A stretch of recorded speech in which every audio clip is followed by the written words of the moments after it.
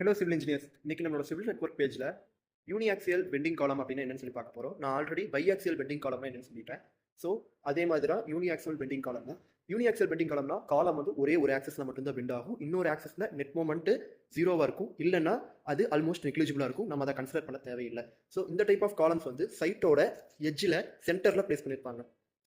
So நான் இந்த காலம் பற்றி தான் சொன்னேன். இந்த காலமோட வித்து பார்த்துட்டிங்கன்னா 2 feet 3 inch. இந்த காலமோட டெப்த் வந்து பார்த்துட்டிங்கன்னா 2 feet 6 inches. அதாவது நம்மளுக்கு விசிபிளாக தெரியுற இந்த ஃபேஸ் வந்து பார்த்துட்டிங்கன்னா 2 feet 3 inch இதான் வித்து.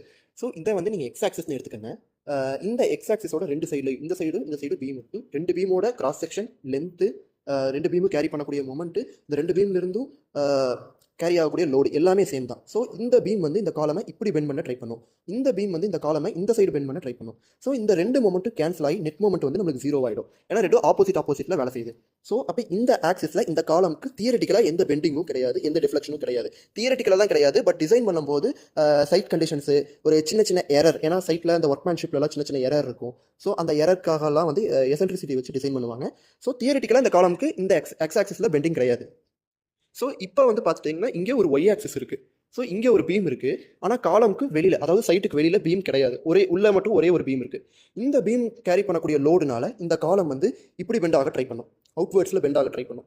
ஸோ அதுக்கு ஆப்போசிட்டில் அந்த லோடை கேரி பண்ணுறதுக்கு யாரும் இல்லை, அதுக்கு ஆப்போசிங்கான மொமெண்ட் கொடுக்கறதுக்கு யாரும் இல்லைன்றதுனால இந்த ஹோல் பீமோட மொமெண்ட்டையும் இந்த காலம் மட்டுமே தான் கேரி பண்ணி ஆகணும். அதனால இது இந்த ஒரு ஆக்சிஸில் மட்டும்தான் பெண்ட் ஆகும். அதாவது இந்த ஒய் டைரக்ஷனுக்கு பேரலாக தான் பெண்ட் ஆகும். அதனால தான் இந்த காலமோட லாங்கஸ்ட் டைமென்ஷனை இந்த ஒய் ஆக்சிஸ்க்கு பேரலாக கொடுத்துருக்காங்க.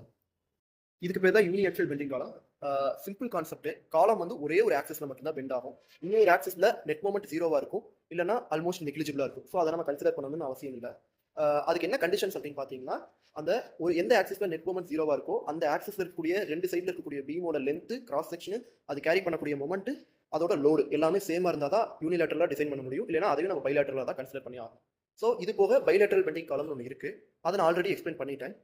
அதோட லிங்க் நான் டிஸ்கிரிப்ஷனில் தரேன். இது போக தேர்ட் டைப் பார்த்துட்டிங்கன்னா ஆக்சிலி லோடட் காலம்ஸ் ஒன்று இருக்குது. அதை நான் அடுத்த வீடியோவில் எக்ஸ்பிளைன் பண்ணுறேன். உங்களுக்கு ஏதாவது டவுட்ஸ் இருந்துச்சுன்னா கமெண்ட்ஸில் சொல்லுங்கள். சிம்பிள் கான்செப்ட் தான். ஸோ இதை நீங்கள் அண்டர்ஸ்டாண்ட் பண்ணிக்கிறது மூலிமா ஏன் சைட்டில் வந்து ஒரு காலம் எப்படி கொடுக்குறாங்கிறத நாலேஜ் நீங்கள் வந்து தெரிஞ்சுக்கலாம். நாளைக்கு நீங்கள் ஒரு பில்டிங் பண்ணும்போது உங்களுக்கு யூஸ் ஆகும். தேங்க்யூ.